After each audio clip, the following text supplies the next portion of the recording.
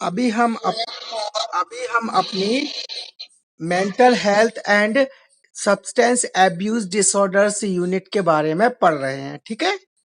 तो जिसमें हमने सब्सटेंस एब्यूज डिसऑर्डर्स पढ़ रहे हैं, जिसमें हमने एयूडी एल्कोहल सब्सटेंस डिसऑर्डर पढ़ लिया था, ठीक। अब हम पढ़ने वाले हैं टबैको यूज डिसऑर्डर। क्या पढ़ने वाले हैं हम? Tobacco use disorders. तो चलिए हम बात करते हैं टोबैको यूज्ड डिसऑर्डर्स के बारे में। तो टोबैको च्यूइंग मीन्स जिसे गुटखा बोलते हैं, and smoking damage nearly every organ in the human body.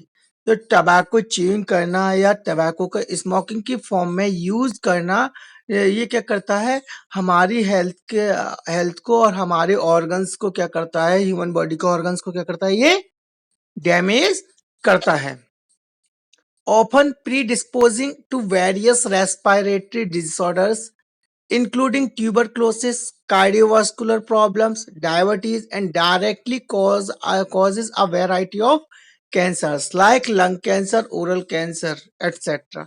और इसके जो प्रीडिस्पोजिंग जो फैक्टर्स होते हैं, जो रेस्पिरेटरी डिसऑर्डर्स है, वो होते हैं, होने के चांसेस बहुत ज्यादा हो जाते हैं। किसके कारण? Due to smoking and chewing gutkha. Okay, जैसे कि देखें tuberculosis, cardiovascular diseases, diabetes, and some forms of cancers like oral cancer and lung cancers. Okay, next आगे देखिए, people who do not smoke tobacco but stay near or with smokers are called passive smokers. Most important topic, यहां से question बन सकता है और question पूछा जाएगा। क्या पूछा जाएगा?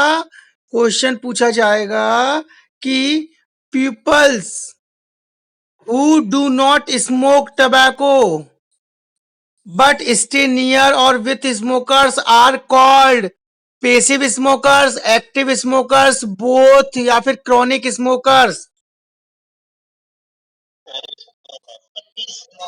ऐसे व्यक्ति, ऐसे पर्सन जो स्मोकिंग नहीं करते हैं बट जो स्मोकर्स हैं उनके साथ में रहते हैं, उनके आसपास जो रहते हैं या फिर पाए जाते हैं, that is called passive smokers. Okay, clear हुआ इतना?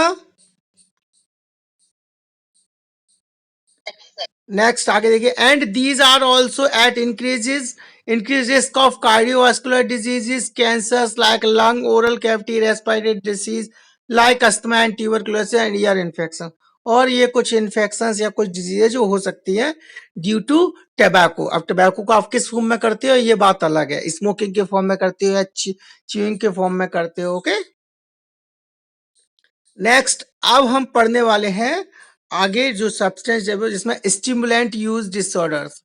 स्टिमुलेंट का मीन्स कोई बताएगा मुझे? उत्तेजक होता है वैसे कोई। वेरी गुड, वाह गुप्ता जी। स्टिमुलेंट का मीन्स होता है उत्तेजक। मीन्स कुछ ऐसे पदार्थ, ऐसे सब्सटेंसेस जो कैसे रहेंगे, पेशेंट जिनको यूज कर लेगा उसके बाद वो कैसा हो जाएगा, हाइपर एक्टिव। कैसा हो जाएगा? Hyper active, that is called stimulants, जो स्टिमुलेट करें। देखिए क्या है, the most commonly abused stimulants are amphetamines, methamphetamines, cocaine, and can be taken orally, snorted and intravenously. अब यहाँ पूछा जाएगा आपसे, क्या पूछा जाएगा? मोस्ट इंपोर्टेंट क्वेश्चन है, देखिए कि मोस्ट कॉमनली जो स्टिमुलेंट्स पाए जाते हैं उनमें से मोस्ट कॉमनली जो एब्यूज्ड स्टिमुलेंट्स है वो कौन सा है? ऑप्शन सुनना, chewing tobacco, next gutka, next third amphetamines, next fourth all of these.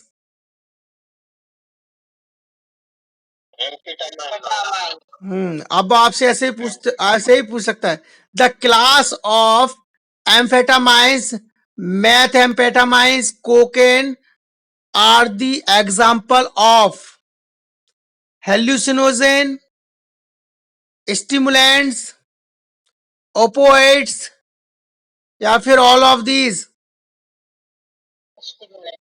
समझ में आया? क्लियर हुआ यहां तक? अब वो आपसे पूछ लेगा the root of stimulants, the roots of stimulants. Option orally, option B IV intravenously, option C snorted, या option fourth all of these. Okay, all of these आएगा। क्लियर हुआ इतना? अब आगे देखिए, these are used for increasing alertness. देखो मैंने बताया था स्टिमुलेंट्स क्या करेंगे, आपको उत्तेजित कर देंगे। तो क्या क्या इंक्रीज करेंगे ये? alertness, attention and energy. However, there's these as well increased blood pressure, heart rate and respiration. तो स्टिमुलेंट्स क्या क्या करते हैं? आपकी अलर्टनेस को बढ़ा देंगे, आपकी अटेंशन को बढ़ा देंगे, आपकी एनर्जी को बढ़ा देंगे। आपने जैसे ही स्टिमुलेंट्स लिया आप एकदम अलर्ट हो जाओगे, है ना, आप में एनर्जी आ जाएगी, आप कोई भी काम जल्दी से करने लगोगे, आपका ब्लड प्रेशर बढ़ जाएगा, हार्ट रेट बढ़ जाएगा, रेस्पिरेशन रेट बढ़ जाएगा। ओके, आगे देखिए, symptoms of stimulant use disorders include failure to control and excessive craving till a person is able to procedure development of tolerance and thus increasing requirement over the time, interference social functioning and responsibility and withdrawal symptoms after discontinuing use। और क्या रहता है? Symptoms of stimulants जो use करते हैं उनमें कौन कौन से पाए जाते हैं?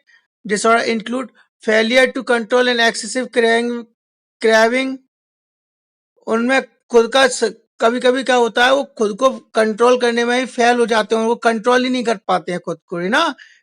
नेक्स्ट, एक्सेसिव क्रेविंग हो जाएगा, एक्सेसिव क्रेविंग रहेगा उनमें। इसके अलावा person is able to procedure, person कोई भी प्रोसीजर को कराएंगे तो करने के लिए तैयार रहेगा, कर देगा। Development of tolerance, tolerance development हो जाएगा उसके अंदर, एंड उसकी रिक्वायरमेंट बढ़ जाएगी टाइम के अकॉर्डिंग, टाइम के अनुसार। और क्या होगा, जैसे ही वो इसको ज्यादा यूज करेगा तो उसमें सोशल फंक्शनिंग और रिस्पॉन्सिबिलिटीज हैं वो डिस्टर्ब होने लगेंगी। और साथ में ही जब वो स्टिमुलेंट को छोड़ना या दूर होना चाहेगा, विड्रॉल करना चाहेगा, तो उसमें कुछ विड्रॉल सिम्टम्स शो होने लगेंगे। ओके, अब आगे देखिए क्या है, जब भी वो डिसकंटिन्यू करेगा।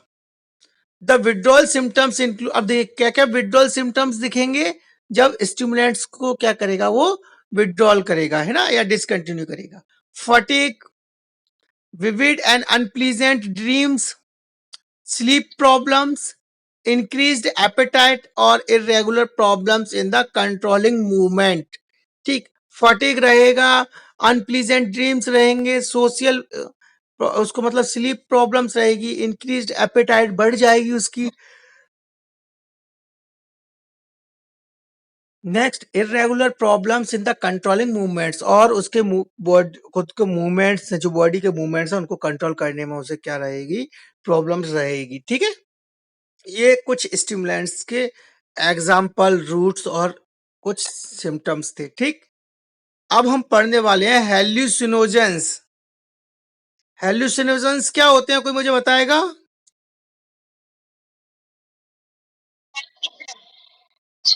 हाँ, वो तो एक हिंदी हो गई। हेल्यूसिनोजेंस ऐसे सब्सटेंसेस या फिर ऐसे पदार्थ होते हैं, ऐसे पदार्थों को बोलते हैं जो हेल्यूसिनेशन को अराइज करते हैं। किसको?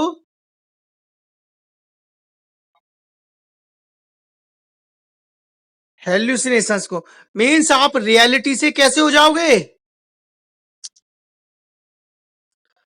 वास्तविकता से या रियलिटी से दूर हो जाओगे और आप अपनी ही एक काल्पनिक दुनिया में चले जाओगे, उसमें आप जियोगे उन हेल्यूसिनोजेंस का यूज करके। जैसे कि आप जैसे कि मैं आपको एग्जांपल बताऊं, आप चाहते थे कि आप हीरो एक्टर बने लेकिन आप नहीं बन पाए, अब आपको क्या हुआ, आप हेल्यूसिनोजेंस लेने लगे और आप एक ऐसी दुनिया में चले जाते हो, वास्तविकता में आपका उससे कोई कनेक्शन नहीं रहता और वहां पर आप अपनी दुनिया में, आप एक बहुत फेमस एक्टर हो, आपके ऑटोग्राफ लिए जा रहे हैं, आप बहुत फेमस हो गए हो, है ना आप।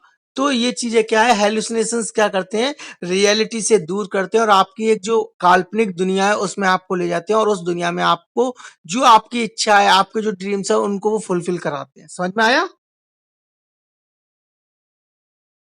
समझ में आया क्या? ओके, देखिए क्या है,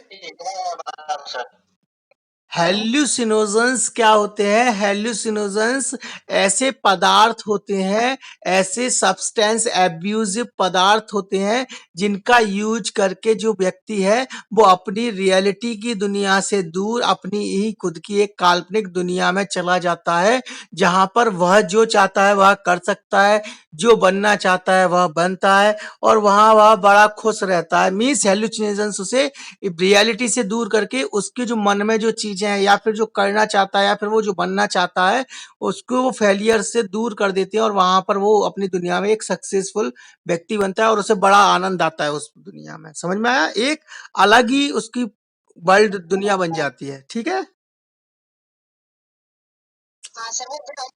हाँ, भ्रम में रहता है। मान लीजिए जैसे आप आईएएस बनना चाहते थे, लेकिन आप नहीं बन पाए, आप फेलियर हो। वास्तविकता में आप कुछ भी नहीं हो, ना तो आपकी कोई जॉब लगी है, ना ही कुछ, आप एक अनएम्प्लॉय और बहुत ही ज्यादा फ्रस्ट्रेटेड और स्ट्रेस्ड होके एक पर्सन हो, इसके अलावा कुछ नहीं हो। लेकिन आपको धीरे धीरे हेल्यूसिनेशंस की आदत लगी, आपने हेल्यूसिनोजेंस लेना स्टार्ट किया। अब वो हेल्यूसिनेशंस क्या पैदा करेंगे आपके अंदर?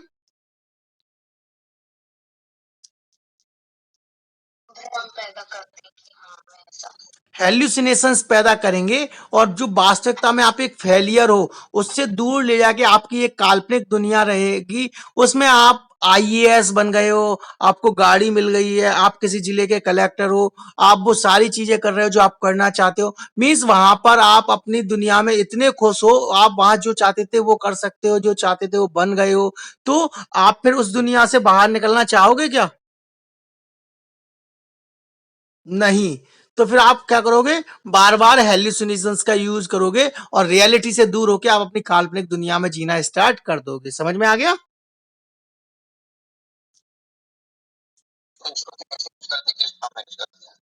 क्या? अब आगे देखते हैं, अभी रीड तो करे, अभी तो सिर्फ मैंने वर्ड का मतलब समझाया है ना।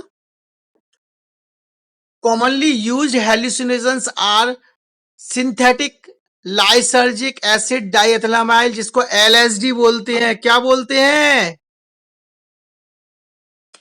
अब वो आपसे पूछ लेगा कि जो हेल इनमें से कौन कौन सा जो टाइप्स है वो हेल्यूसिनेशंस का टाइप है।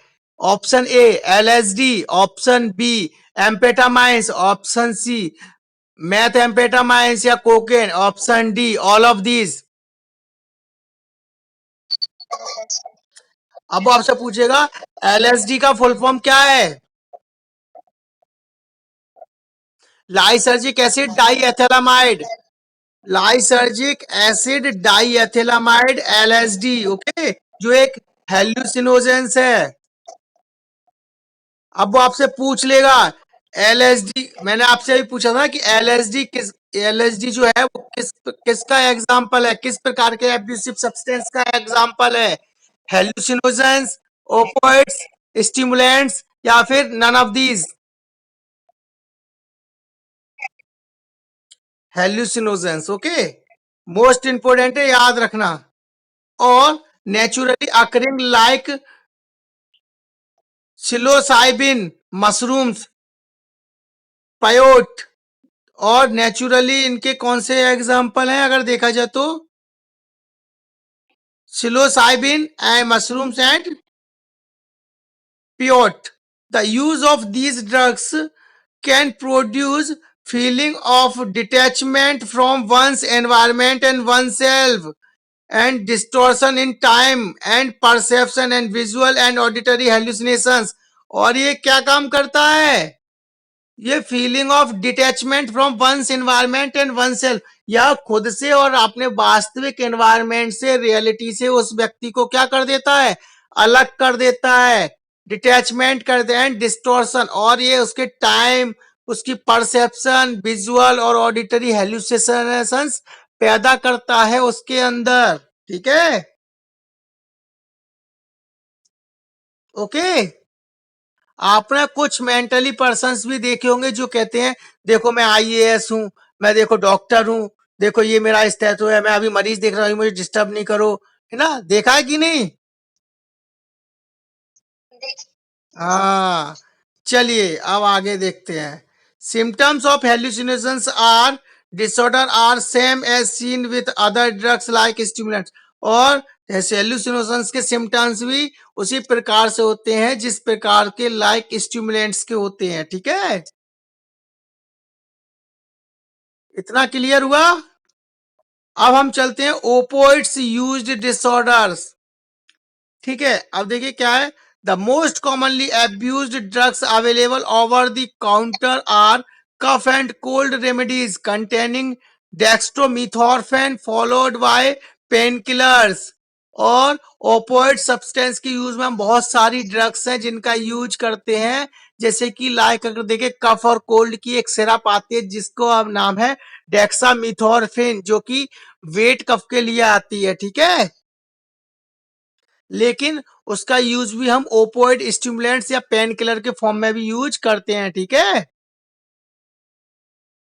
illegal opioid drugs such as heroin and drugs available on prescription like reliefs, example oxycodone and hydrocodone, oxytocin have potential for dangerous use.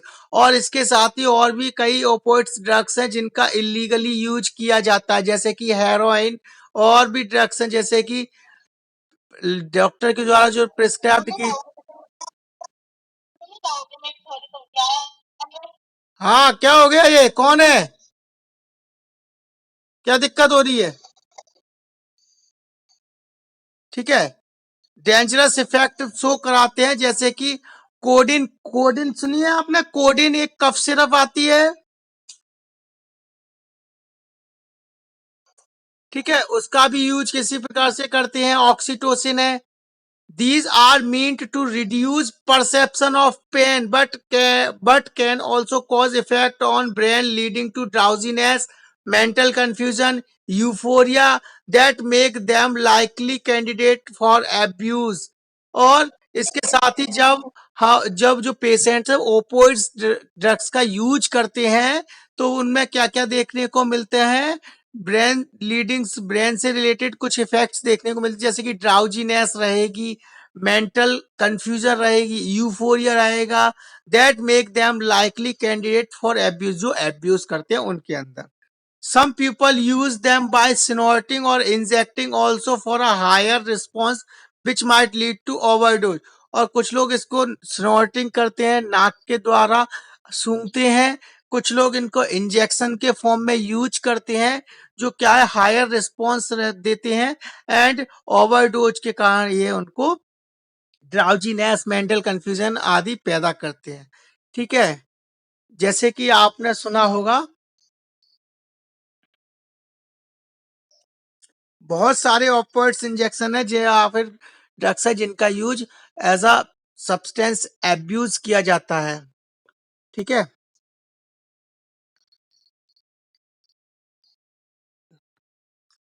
ठीक है।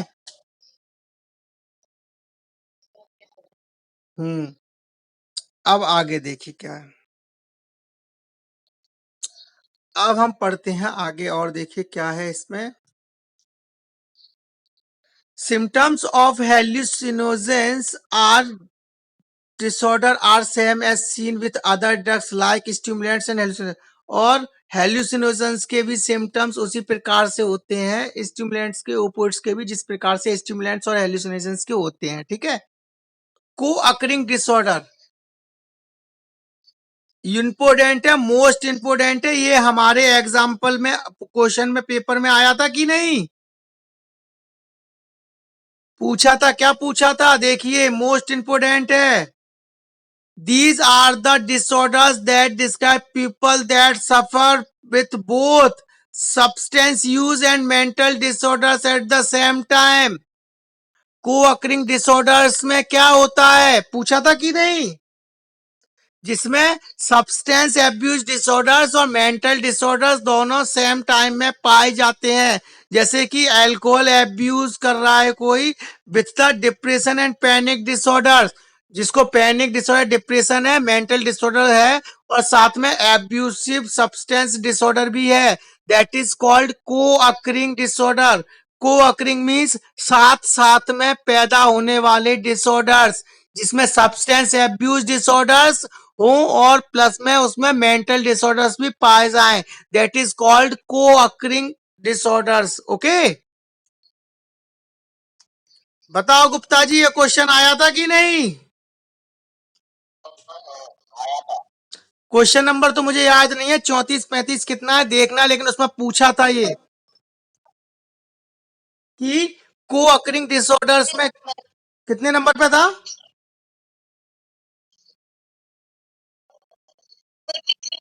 हाँ, 43 में, जिसमें पूछा था को-अकरिंग सब्सटेंस डिसऑर्डर है, उसमें क्या क्या पाया जाता है, mental disorder with substance abuse disorder, mental disorders with, और भी 4 ऑप्शन इस प्रकार से दिए थे, ठीक है।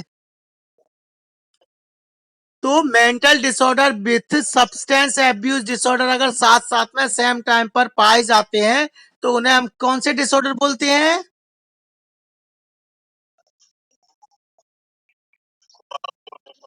को-अकरिंग डिसऑर्डर। ओके, इतना क्लियर हुआ।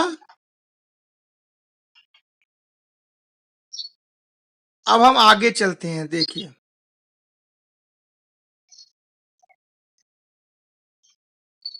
देखो ये आ गया क्वेश्चन वही वाला, people suffering with both substance use and mental disorders at the same time are called to have, क्या बोलते हैं?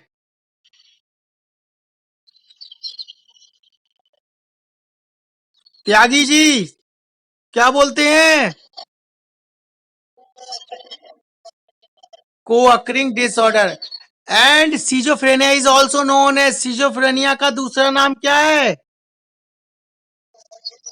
Very good, thought disorder. Okay, अब हम आगे बढ़ते हैं, देखिए अब हम पढ़ने वाले हैं मेंटल हेल्थ एक्ट। क्या पढ़ने वाले हैं?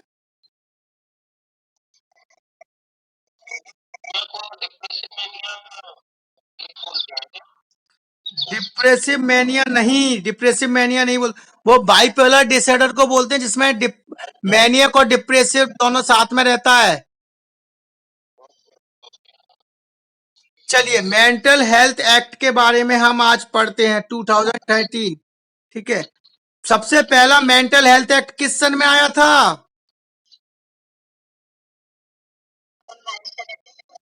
वेरी गुड, 1987 में। ओके, अब देखिए आगे क्या है। ये बर्तन किसके यहाँ बज रहे हैं? कोई भी चाय बनाकर पी रहा है तो अकेले पिए, हमारी क्लास में पिएंगे तो बहुत सारे स्टूडेंट्स है, सबको पिलानी पड़ेगी विथ नाश्ता। ओके, तो अकेले अकेले शांति में पिए, नहीं तो सबको चाहिए फिर टी। चलिए, the mental health care bill 2013 which repeals mental health act 1987, जो मेंटल हेल्थ एक्ट है 1987 उसी को संशोधित कर करके सबसे रिसेंटली जो मेंटल हेल्थ एक्ट बना था वो कौन सा है? 2013। ठीक, आगे देखिए, was introduced in the राज्य सभा on अगस्त 19 अगस्त 2030। अभी सबसे रिसेंटली जो मेंटल हेल्थ एक्ट है उसको रिपील कब किया गया था, किस सन में किया गया था?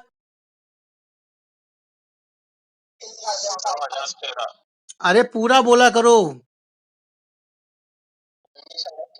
हाँ, 19 अगस्त 2013। आगे देखिए, the new bill was introduced with an aim to adequately protect the rights of persons with mental illness and promote their access to mental health care। The key features of the bill are, और उन्होंने क्या किया, इसमें कुछ नई चीजों को include किया, एडप्ट किया और उसको अच्छा और मेंटल हेल्थ केयर की सर्विसेज को और अच्छा और प्रमोट करने के लिए इसमें कुछ चीजें ऐड की गई न्यूली। ठीक है, अब की फीचर्स या इंपॉर्टेंट जो फीचर्स हैं बिल के वो क्या क्या है देखिए।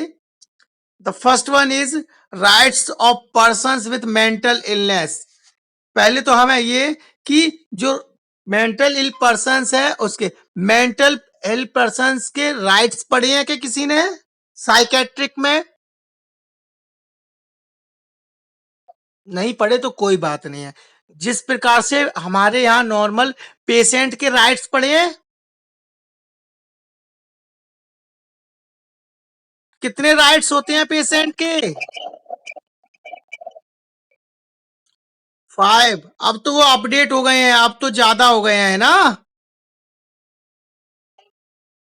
ठीक है, अब अपडेट हो गए हैं, पहले 5 पार थे। इसी प्रकार से मेंटल जो इल पर्सन होता है उसके भी कुछ राइट्स होते हैं, जैसे कि आप उसे गंदे कपड़े नहीं दे सकते, उसका राइट्स है उसे अच्छे साफ सुथरे कपड़े मिले, उसे अच्छा खाना मिले, है ना, ये उसे आप ज्यादा परेशान ना करें। ये चीजें क्या है, राइट्स है mental health person, mentally ill person के। देखिए अब क्या क्या है इसमें हम देखें तो every person shall have the right to access to affordable and quality mental health care।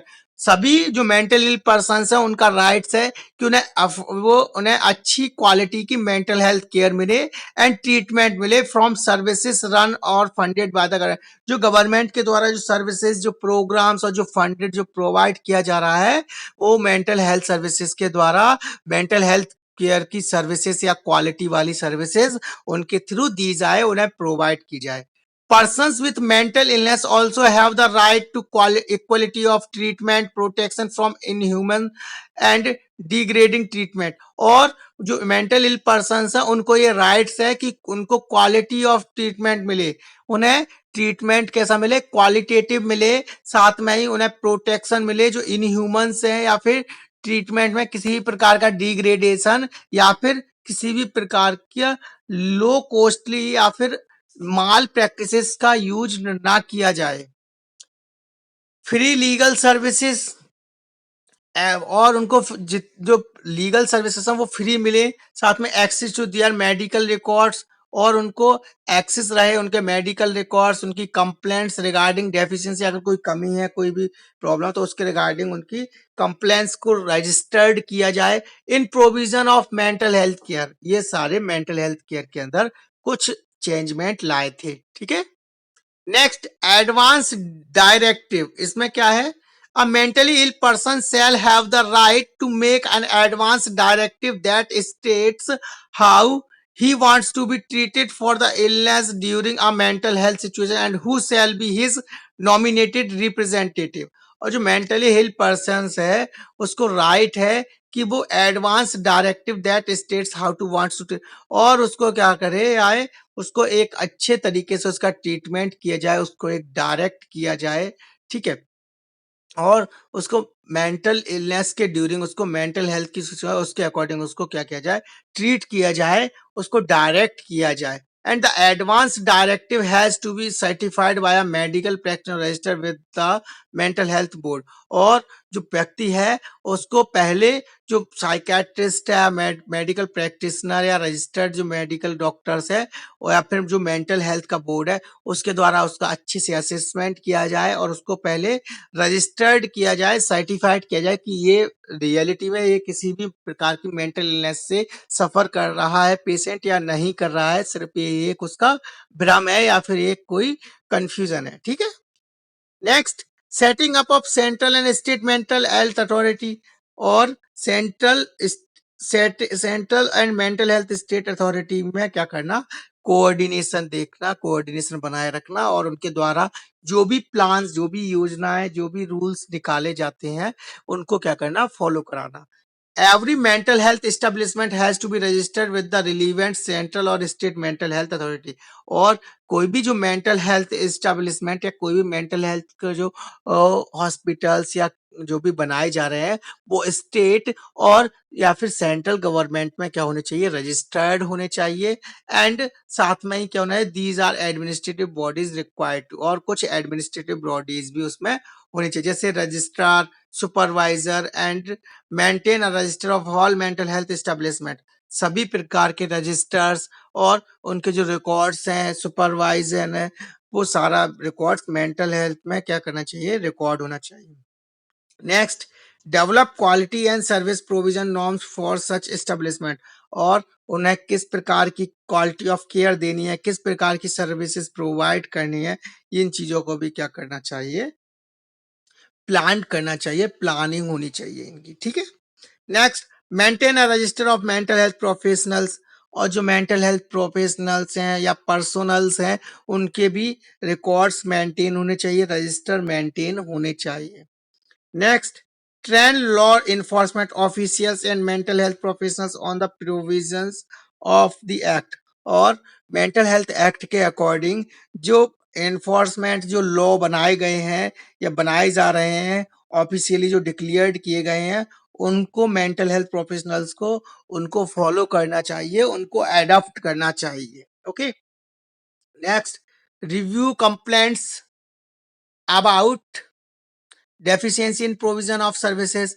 और रिसीव, अगर कोई कंप्लेन है तो उन कंप्लेन को रिसीव करना चाहिए। कंप्लेन रजिस्टर में आप उस किसी प्रकार की डेफिशिएंसी है, कोई भी किसी प्रकार का माल ट्रीटमेंट या माल प्रैक्टिसेस जिन्हें यूज की जा रही हैं, तो उनको उसको सर्विसेज प्रोवाइड करानी चाहिए कि वो अपनी कंप्लेन रजिस्टर्ड करा सकते हैं। ठीक। Next, advise the government on matters relating to mental health. और गवर्नमेंट, एडवाइज द गवर्नमेंट, और गवर्नमेंट को हम एडवाइज कर सकते हैं, या फिर कोई भी किसी प्रकार की कोई दिक्कत आ रही है तो उसके रिगार्डिंग हम क्या कर सकते हैं, गवर्नमेंट को इन्फॉर्म करते सकते हैं related to any mental health services. Okay. Next, आगे देखिए, अब हम देखते वाले हैं, बात करने वाले mental health review commission and board. ठीक। अब mental health review commission and board, इसमें क्या है, the mental health review commission is a quasi judicial body. ये क्या है, एक जुडिशियल बॉडी है जिसका काम होता है that will periodically review the use of and the procedure for making advance directives and advise the government on protection of the rights of mental ill person. इसका काम है रिव्यू लेना, देखना कि जो मेंटल हेल्थ बॉडी है, जो mental health establishment हुआ है, वो किस प्रकार से डायरेक्टिव सर्विसेज प्रोवाइड कर रहा है, किस प्रकार की प्रोसीजर्स, किस प्रकार का ट्रीटमेंट प्रोवाइड कर रहा है। ये इसका एक जो मेंटल बॉडी जो रिव्यू कमीशन या बोर्ड है, ये पीरियोडिकली रिव्यू लेता है, रिव्यू करता है, एंड साथ में ये भी देखता है कि गवर्नमेंट के द्वारा जो मेंटल राइट्स हैं जो बनाए गए हैं किसी मेंटल पर्सन के, उसके राइट्स का किसी भी प्रकार का कोई हरासमेंट तो नहीं हो रहा है, किसी प्रकार का कोई शोषण तो नहीं हो रहा है। Next, the board will have the power to. अब जो बोर्ड है या कमीशन है उस पर क्या क्या पावर होती है। पहली, रजिस्टर और review alert cancel and advance directive. वो किसी भी चीज को, किसी भी बिल को रजिस्टर कर सकता है, रिव्यू कर सकता है, वो कोई भी ऑर्डर को कैंसिल कर सकता है। ठीक। Next, appoint a nominated representative. अब वो किसी भी प्रकार का कोई भी अपॉइंट कर सकता है, कोई भी रजिस्ट्रार, कोई किसी भी प्रकार का कोई भी किसी को भी अपॉइंट कर सकता है उस पोस्ट पर। नेक्स्ट,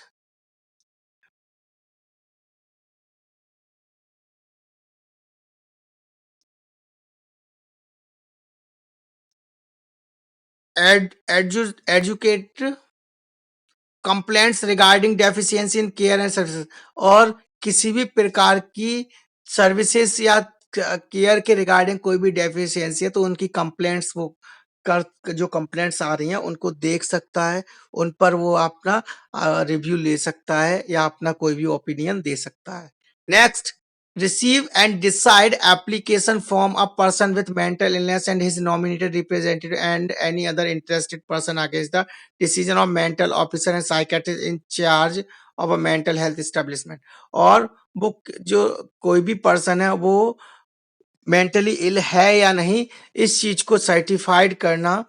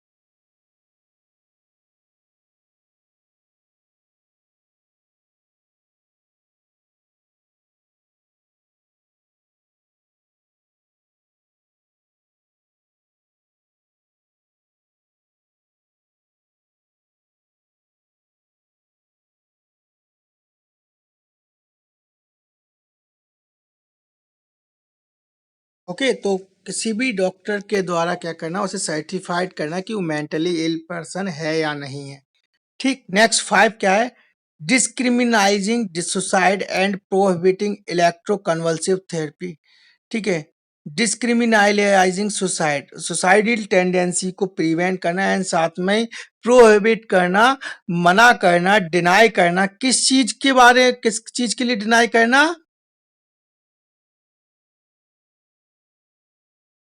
अब आपसे पूछ लेगा वो the full form of ECT. ECT का फुल फॉर्म क्या है?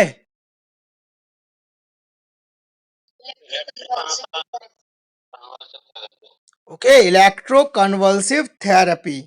ठीक, आगे देखिए अब क्या है, उसको प्रोहिबिट करना, मना करना। ठीक है, a person who attempt suicide shall be presumed to be suffering from mental illness at that time and will not be punished under the Indian Penal Code. अगर कोई भी व्यक्ति मेंटल इल है, स्पीकर म्यूट कर ले, ये कौन है जिसकी साउंड आ रही है? अगर कोई, आप कोई भी पर्सन है वो सुसाइड अटेम्प्ट करता है या फिर ऐसा कोई भी काम करता है, तो इस अगर वो सफर है मेंटल इलनेस से, उस टाइम पर किसी भी प्रकार का कोई भी इंडियन पीनल कोड के अकॉर्डिंग उसे हम किसी भी प्रकार की कोई भी सजा नहीं मिलती है या नहीं मिल सकती है। Okay, electroconvulsive therapy is allowed only with the use of muscle relaxants and anesthesia. The therapy is prohibited for minors. अब वो यहाँ दो चीजें आप याद रखना कि इलेक्ट्रोकन्वल्सिव थेरेपी है वो क्या है, अलाउड करते हैं कब? सिर्फ जब हम उसे मसल रिलैक्टेंस या एनेस्थीसिया दे दिया है। बिना एनेस्थीसिया और मसल रिलैक्सेंट के हम उसे ईसीटी इलेक्ट्रोकन्वल्सिव थेरेपी का यूज नहीं करते हैं उसके ऊपर। ओके, और साथ में ही जो बच्चे होते हैं उन बच्चों में ईसीटी का यूज नहीं किया जाता है। इलेक्ट्रोकन्वल्सिव थेरेपी किसी ने देखी है क्या? नहीं देखी तो ऐसे तो देखा होगा कि मूवी देखी है, मूवी में कोई भी मेंटल पर्सन है, ठीक है, उसको उसको क्या करते हैं, यहाँ पर सिर पर दो प्लग लगा देते हैं, देखा है? बोथ साइड टेम्पोरल रीजन में, और उसका बाहर एक मशीन से कनेक्ट रहता है और उसको क्या देना स्टार्ट करते हैं,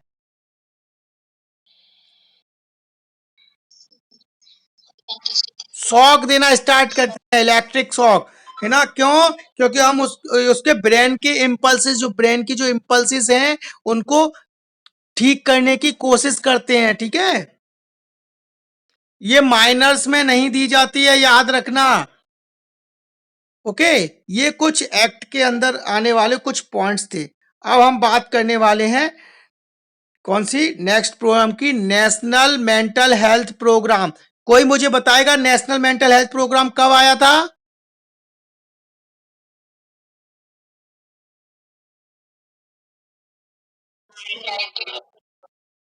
कब आया था? 1982 में, National mental health Programme, NMHP जिसको बोलते हैं। आगे देखिए, over last few decades there has been an increase in mental health disorders including epilepsy and psychiatric illnesses. और रिसेंटली कुछ ही डेकेड से, कुछ ही सालों से, कुछ ही दशकों से ऐसा हुआ है कि जो मेंटल इलनेसेस के जो या मेंटल हेल्थ जो डिसऑर्डर्स हैं वो कुछ ज्यादा ही बढ़ गए हैं, ठीक है। जैसे कि एपिलेप्सी या फिर साइकेट्रिक जो इलनेसेस हैं वो। Most of these patients live in rural remote areas where either there is lack of any modern mental health facility or there is a stigma attached to seeking care. Thus is these patients are likely to be underdiagnosed or missed.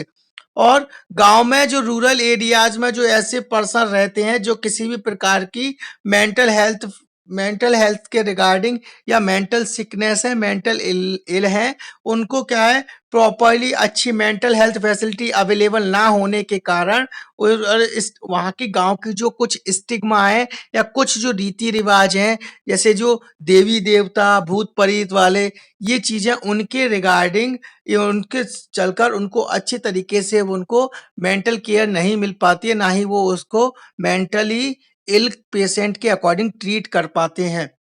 और ऐसे patient जो होते हैं वो ज्यादातर अनडायग्नोज्ड और missed रहते हैं, ठीक है। Okay, next, thus in response to the rising burden of mental health and related disorders and inadequacy of mental health care infrastructure, government of India launched the national mental health programme in 1982। और इन सारी चीजों को, इन्हीं सारी चीजों को देखते हुए, मेंटल हेल्थ का इंफ्रास्ट्रक्चर ना होना, अच्छे से ट्रेंड मेंटल हेल्थ के रिगार्डिंग जो पर्सनल्स हैं उनका, उनकी अवेलेबिलिटी ना होना, इस और सर्विसेज जो मिल रही हैं या दी जा रही हैं उनमें प्रॉपरली इनएडिक्वेसी होना, डेफिशिएंसी पाई जाना, जिनके कारण क्या हुआ, गवर्नमेंट ऑफ इंडिया ने 1982 में मेंटल हेल्थ प्रोग्राम को क्या किया, लॉन्च किया, ठीक है।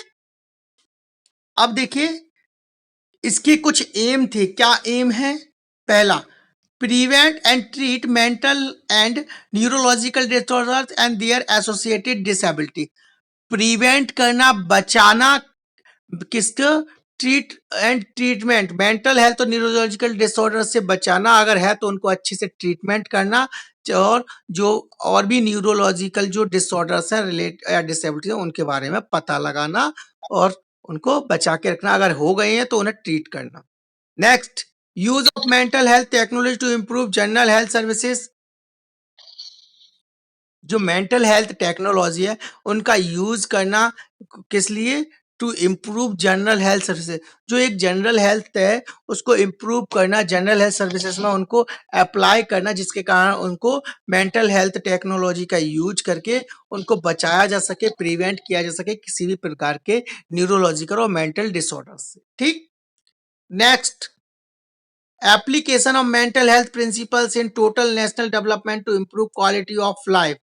और क्या करना, अप्लाई करना जो मेंटल हेल्थ की जो प्रिंसिपल्स हैं या जो सर्विसेज दी जा रही है उनको अप्लाई करना अच्छे से, उनको नेशनल लेवल पर डेवलपमेंट करना उनका, और उनमें इम्प्रूवमेंट लाना, और उन लोगों को जो पेशेंट है उनको quality of care, quality of life जो है वो प्रोवाइड करना, ठीक है।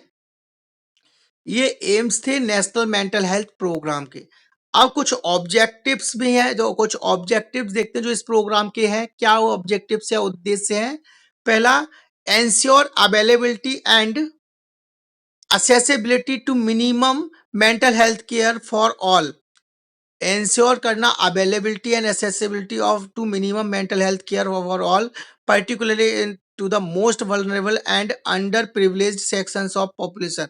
और जो vulnerable groups है या पिछड़े हुए जो गांव है या कुछ गांव के ऐसे कस्बे एरिया है जो बहुत ज्यादा पिछड़े हुए हैं, उनमें क्या करना, इंश्योर करना कि वहां पर अवेलेबिलिटी और एसेसिबिलिटी कम से कम मिनिमम हेल्थ केयर के रिगार्डिंग जो स्क्रीनिंग या फिर जो हेल्थ एजुकेशन है वो उनको अच्छे तरीके से मिल पा रही है या नहीं मिल पा रही है, और किस प्रकार की अवेलेबिलिटी वहां पर, किस प्रकार की मेंटल हेल्थ के रिगार्डिंग कोई अवेलेबिलिटी, कोई हेल्थ एजुकेशन उनको दी गई है या नहीं दी गई है, इसको इंश्योर करना। ठीक। Next, encourage application of mental health knowledge in general health care and in social development. Encourage करना जो मेंटल हेल्थ केयर की जो नॉलेज है, मेंटल हेल्थ की जो नॉलेज है उसको एप्लीकेबल बनाना, अप्लाई करना, चाहे वो जनरल हेल्थ हो चाहे हमारा सोशल हेल्थ हो, उन पर जब हम अप्लाई करेंगे, उनको बताएंगे, तो ये क्या है, ओवरऑल डेवलपमेंट में हेल्प करेगी। ठीक, हेल्थ के। Next, promote community participation in the mental health services. और जिस कम्युनिटी में जहां पर आप काम कर रहे हो वहां पर जो पर्सन है, जो व्यक्ति है, पीपल्स, उनका एक्टिव पार्टिसिपेशन, एक्टिव इन्वॉल्वमेंट होना चाहिए किसके अंदर, मेंटल हेल्थ जो सर्विसेज जो डेवलपमेंट है की गई है उनके द्वारा। And to stimulate efforts towards self help in the community. और उनको स्टिमुलेट करना चाहिए कि अगर कोई भी ऐसा है तो कुछ चीजों में वो सेल्फ हेल्प भी कर सकते हैं किसी व्यक्ति की जो लग रहा है कि उसको मेंटल इलनेस हो सकती है, उसके रिगार्डिंग उसे हम कुछ हेल्थ एजुकेशन या उसकी सेल्फ जो हेल्प हेल्प हम कर सकते हैं वो कर सकते हैं, जैसे उसकी स्क्रीनिंग कराना, उसका ट्रीटमेंट कराना, उसका एडमिशन कराना अगर वो मेंटली इल है तो। ठीक, ये थी कुछ ऑब्जेक्टिव्स जो मेंटल नेशनल, इसमें से क्वेश्चन नहीं बनेगा। इसमें से एक तो ये जो एम्स है इससे रिगार्डिंग क्वेश्चन बन सकता है, ये 3 दे देगा और एक्सेप्ट में कोई एक दे देगा और बोलेगा कि इनमें से कौन सा नेशनल मेंटल प्रोग्राम का एम नहीं है। ठीक है, तो हमें ये 3 याद रखने हैं। पहला, प्रिवेंट करना न्यूरोलॉजिकल डिसऑर्डर्स को और डिसेबिलिटीज को। दूसरा, मेंटल हेल्थ टेक्नोलॉजी को इम्प्रूव करना और जनरल हेल्थ सर्विसेज में उसे इम्प्लीमेंट करना। Next, application mental health principles को नेशनल के total development quality of life के लिए क्या करना, जो मेंटल हेल्थ प्रिंसिपल्स है उनको अप्लाई करना। ठीक है, फॉलो करना। ठीक, अब देखिए आगे, अब हम देखते हैं स्ट्रेटजीज। अगर हम स्ट्रेटजी की बात करें तो स्ट्रेटजी में क्या है, देखिए कि फर्स्ट स्ट्रेटजी क्या है, to integrate mental health with primary health care through the MNHP to alleviate stigma attached with seeking care. और इंटीग्रेट करना, क्या करना, तो प्राइमरी हेल्थ केयर है, प्राथमिक स्वास्थ्य जो केयर हम दे रहे हैं, प्राइमरी हेल्थ केयर जो दे रहे हैं उसी के साथ मेंटल हेल्थ जो है उसके बारे में भी क्या करना, उसको भी इंटीग्रेट करना, उसी में ऐड कर लेना। और जैसे हमने प्राइमरी हेल्थ के साथ एनसीडी स्क्रीनिंग को भी ऐड किया था कि नहीं, किया था ना। जैसे जो प्राइमरी हेल्थ केयर हम दे रहे हैं उसके साथ ही हमने एनसीडी भी इंक्लूड कर लिया था, उसी प्रकार से मेंटल हेल्थ केयर को भी क्या करें, हम मेंटल हेल्थ को भी इंक्लूड करें, मेंटल हेल्थ के रिगार्डिंग उन्हें एजुकेट करें, उन्हें बताएं। और हम जो मेंटल हेल्थ के रिगार्डिंग जो पेशेंट्स है या फिर जो केसेस हैं उनको ढूंढना, उनको फाइंड आउट करना, उनको सर्च करना और अप्रोप्रिएट उनको सर्विसेज प्रोवाइड करना regarding mental health. Okay, next, second, utilize the existing infrastructure of health services and also to deliver the minimum mental health care services। और क्या करना, इंफ्रास्ट्रक्चर तैयार करना, इंफ्रास्ट्रक्चर तो पर्सोनल, इंस्ट्रूमेंट्स, इक्विपमेंट्स जो भी हैं उनको तैयार करना, उनको रिसोर्सेस अवेलेबल कराना और साथ में ही क्या करना, डिलीवर करना minimum mental health care services को डिलीवर डिलीवर करना हेल्थ सेंटर्स पर। Okay, next, to link health services with the existing community development programmes. जो कम्युनिटी डेवलपमेंट प्रोग्राम्स चलाए जा रहे हैं रिगार्डिंग टू कम्युनिटी, कम्युनिटी जो पीपल्स है उनके हेल्थ प्रमोशन के लिए, उसी के साथ उसी में लिंकअप करना, हेल्थ सर्विसेज के साथ ही लिंकअप करना कि मेंटल हेल्थ के रिगार्डिंग भी हम क्या करें, लोगों को एजुकेट करें, केस फाइंडिंग्स करें, उनको रेफर करें, ये सारी चीजें लिंकअप करके साथ में चलना। Okay, next, ensure strengthening of tertiary care institutions for treatment of mental disorders. Assistance has been provided for modernization of state-run mental hospitals from custodial care of comprehensive management. Funds have been provided for strengthening of the psychiatric wings medical college hospitals in terms of man power infrastructure, और strengthening provide करना जो tertiary care centres हैं, institutions हैं, वहां पर कि अच्छे से अच्छी मेंटल हेल्थ का सर्विसेज या केयर प्रोवाइड की जा रही है, और गवर्नमेंट के द्वारा अप्रोप्रिएट फंडिंग भी वहाँ की जा रही है, और जो रिसोर्सेस हैं रिगार्डिंग मेंटल हेल्थ केयर के रिगार्डिंग जो भी रिसोर्सेस हैं, चाहे वो इंफ्रास्ट्रक्चर हो, चाहे फंडिंग हो, चाहे इक्विपमेंट्स हो या मैन पावर हो, उनको वहाँ अवेलेबल कराना और अच्छी से अच्छी quality of mental health care services वहाँ प्रोवाइड कराना। और इसके थ्रू हमें क्या करना है, केस फाइंड करना, सीकिंग करना, और उन्हें हायर सेंटर के लिए रेफर करना, जिससे उनको प्रॉपर ट्रीटमेंट मिल सके और कम्युनिटी के जो पीपल्स हैं उनकी हेल्थ का प्रमोशन भी हो सके। ठीक है, next, setting up regulatory institutions like the Central Mental Health Authority and State Mental Health Authority for protecting their rights to provide appropriate task-oriented training to the existing health service staff. क्या करना, कुछ नहीं करना, setting up करना regulatory जो institution like central mental health authority है, state mental authority है, उनको फॉर प्रोटेक्टिंग द राइट्स, उनको राइट्स जो पेशेंट के रिगार्डिंग जो राइट्स बनाए हुए हैं उनको बचाना, उनको प्रोटेक्ट करना, एंड अप्रोप्रिएट टास्क ओरिएंट करना, साथ में ही जो वहाँ का जो हेल्थ पर्सनल है, हेल्थ स्टाफ है, उनके लिए टास्क तैयार करना, उन टास्क को फुलफिल कराना, और उनको समय समय पर ट्रेनिंग और regarding to new technologies in the field of health, mental health, उनको उनसे क्या कराना, इंट्रोड्यूस कराना। ओके, इसमें किसी को कोई प्रॉब्लम?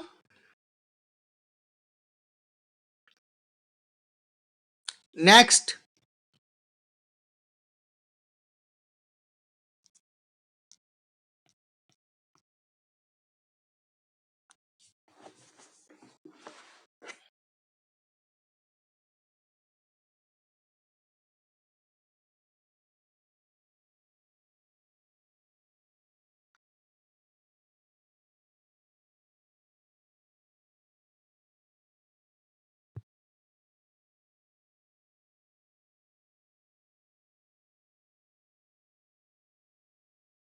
हेलो,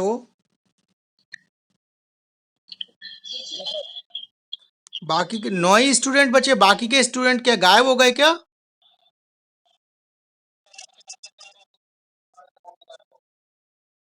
अच्छा, थोड़ी ही देर में सभी गायब हो गए? चलिए, सब आ गए, आ गए। हाँ,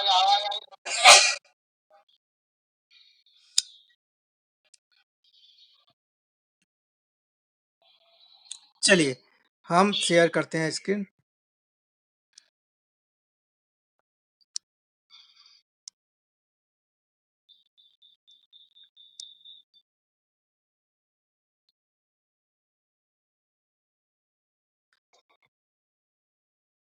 नेक्स्ट हम पढ़ने वाले हैं डिस्ट्रिक्ट मेंटल हेल्थ प्रोग्राम। ठीक है, डीएमएचपी। अगर वो डीएमएचपी का पूरा नाम पूछता है तो क्या है? हाँ, अब DMHP was launched under NMHP, national mental health programme के अंदर ही डिस्ट्रिक्ट मेंटल हेल्थ प्रोग्राम बनाया गया था। और ये किस ईयर में लॉन्च किया गया है?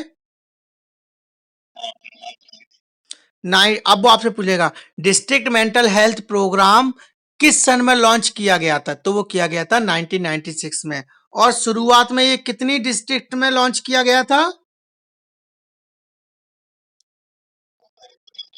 4 डिस्ट्रिक्ट्स में। And was later expanded to 123 districts in 11th plan। और 11th प्लान में ये कितनी डिस्ट्रिक्ट में एक्सपेंड हो गया था?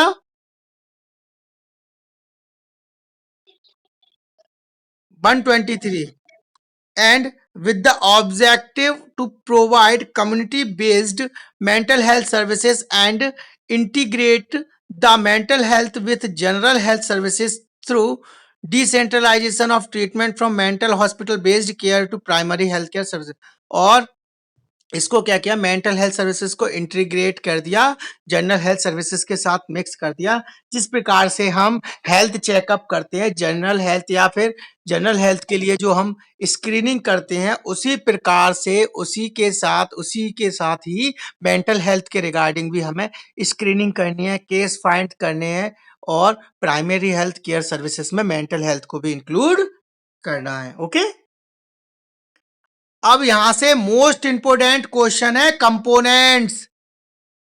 इसमें से क्वेश्चन आया था, कोई बताएगा कौन सा आया था?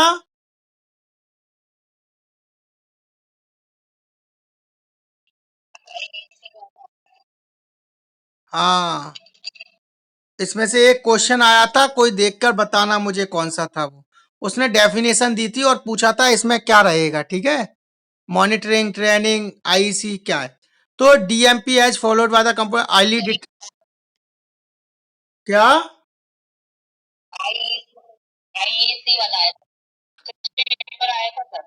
68 पर आया था, हाँ। तो मीन्स देखा कितनी चीजें हैं जो हमने इतने ध्यान से नहीं पढ़ पाते और वो छूट जाती हैं।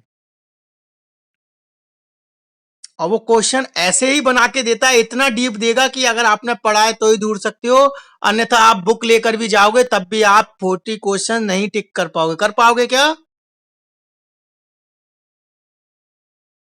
क्योंकि जब आपने स्टडी नहीं की तो आपको पता ही नहीं रहेगा कि ये क्वेश्चन किस टॉपिक से आया है, किस यूनिट से आया है, किस ब्लॉक से पूछा गया है। समझ रहे हो? चलिए, हम डीएमएचपी जो डिस्ट्रिक्ट मेंटल हेल्थ प्रोग्राम है उसके कंपोनेंट्स, पहला कंपोनेंट है आईली डिटेक्शन एंड ट्रीटमेंट, दूसरा है ट्रेनिंग, तीसरा है आईईसी, चौथा है मॉनिटरिंग। अब अगर वो पूछता है कि मैं डिस्ट्रिक्ट मेंटल हेल्थ प्रोग्राम के कितने कंपोनेंट्स हैं और कौन कौन से हैं? 4 कंपोनेंट्स हैं। कौन कौन से हैं?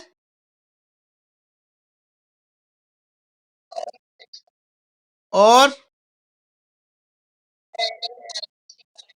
ओके, चलिए अब देखते हैं आईली डिटेक्शन एंड ट्रीटमेंट क्या है। imparting short-term training to medical officers या general physicians for diagnosis and treatment of common mental illnesses with limiting number of drugs under guidance of specialist। इसमें क्या करना, जो शॉर्ट टर्म ट्रेनिंग प्रोवाइड करना, जो medical officer या general physician है उसको डायग्नोसिस और ट्रीटमेंट के रिगार्डिंग, जो कॉमन हेल्थ जो इलनेसेस हैं उनके रिगार्डिंग और ड्रग्स के बारे में बताना। जनरल जो ड्रग्स हैं जिनको हम यूज कर सकते हैं, जो जनरल मेंटल इलनेसेस है उसमें उनके बारे में, उनके साइड इफेक्ट्स के बारे में उनको ट्रेनिंग देना। Next, ensuring early detection and treatment, a timely treatment for mental illness in the community through OPD, indoor and follow up।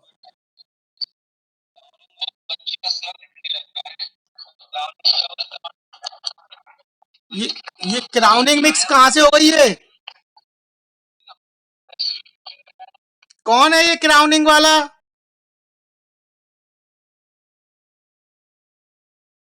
Second stage में क्राउनिंग देख लो फिर लेबर में जाके।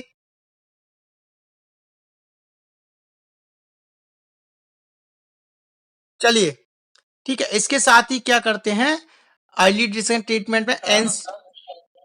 हाँ बोलो। हाँ,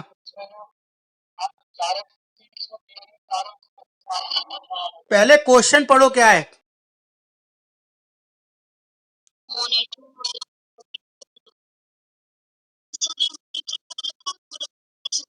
वही तो मैं बता रहा हूँ, उन्होंने पूरी ये डेफिनेशन दे दी और पूछा है ये क्या है mental health, district mental health programme में क्या है। आईली डिटेक्शन रहेगा, ट्रेनिंग, मॉनिटरिंग, आईईसी, चारों ऑप्शन दिए थे कि नहीं? लेकिन डेफिनेशन या क्वेश्चन एक बार रीड करोगे त्यागी जी? एक बार क्वेश्चन पढ़ो क्या है वो।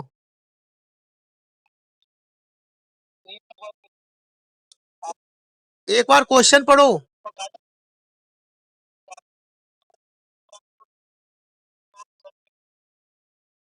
हाँ, तो आंसर क्या होगा इसका? हाँ, आंसर क्या होगा?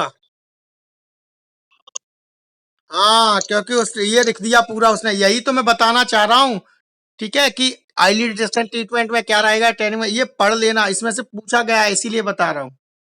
या फिर वो ऐसे भी दे सकता है कि all of these following in these following points the components of mental district mental health program except, इनमें से जो पॉइंट्स दिए गए हैं इनमें से कौन सा कंपोनेंट डिस्ट्रिक्ट मेंटल प्रोग्राम का नहीं है?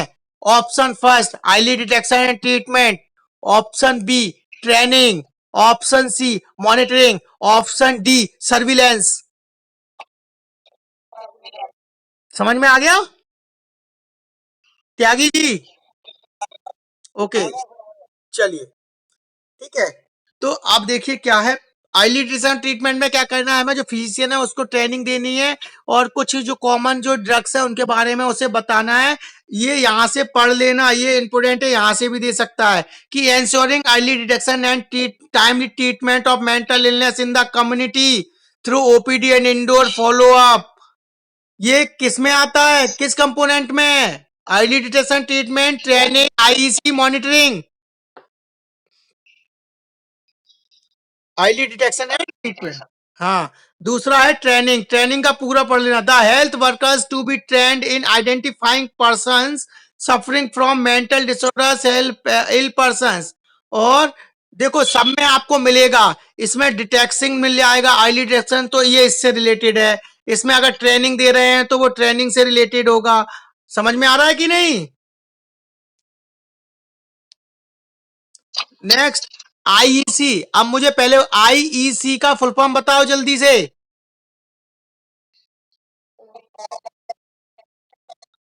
हाँ, इंफॉर्मेशन एजुकेशन एंड कम्युनिकेशन। इसके अंदर ये जो चीजें रहेंगी किससे regarding? Increasing public awareness to reduce stigma related to mental disorders. Most important किस कंपोनेंट के अंदर आता है? जिसमें हम पब्लिक अवेयरनेस को इंक्रीज करते हैं और रिड्यूस करते हैं जो मेंटल हेल्थ डिसऑर्डर्स के रिगार्डिंग जो भी स्टिग्मा है उसको किसके द्वारा करेंगे? आईली डिसेक्शन एंड ट्रीटमेंट के द्वारा, ट्रेनिंग के द्वारा, मॉनिटरिंग के द्वारा, या आईईसी के द्वारा? क्योंकि आप किसी को अवेयर करोगे तो इंफॉर्मेशन एजुकेशन और कम्युनिकेशन के द्वारा ही तो करोगे। उनको इंफॉर्मेशन दोगे, कम्युनिकेशन करोगे उनके साथ, और हेल्थ एजुकेशन दोगे, उसी के द्वारा दूर करोगे ना। नेक्स्ट मॉनिटरिंग में डेटा जनरेशन करना फॉर फ्यूचर प्लानिंग के लिए एंड इम्प्रूवमेंट करना सर्विसेज और रिसर्च को। ये मॉनिटरिंग के अंदर जब आप किसी चीज को, आप एक महीने तक ऐसे क्लास ली, मेरी क्लास लेने के बाद खुद को आप सेल्फ असेसमेंट करते हो कि नहीं? या फिर मैं आपसे क्वेश्चन पूछ के आपकी मॉनिटरिंग करता हूं कि नहीं कि जो मैंने पढ़ा है उसमें से आपने कुछ सीखा है या नहीं? और अगर नहीं है तो फिर मैं क्या करूंगा? अपनी प्लानिंग को, फ्यूचर प्लानिंग को और इंप्रूवमेंट करूंगा, अपनी सर्विसेज को, अपनी रिसर्च को करूंगा कि नहीं? मॉनिटरिंग का मेन उद्देश्य यही होता है कि जो सर्विसेज प्रोवाइड करें उनको और अच्छा इंप्रूव किया जाए, साथ में रिसर्च फील्ड में और भी अच्छा कंट्रीब्यूशन किया जाए। ठीक है, यहां तक कोई दिक्कत किसी को? ओके, कल हम जो पढ़ेंगे वो पढ़ेंगे activities at the district level. क्या पढ़ेंगे? एक्टिविटीज जो कहां पर कंडक्ट की जा रही हैं, किस जगह चलाई जा रही हैं? डिस्ट्रिक्ट लेवल पर। ओके,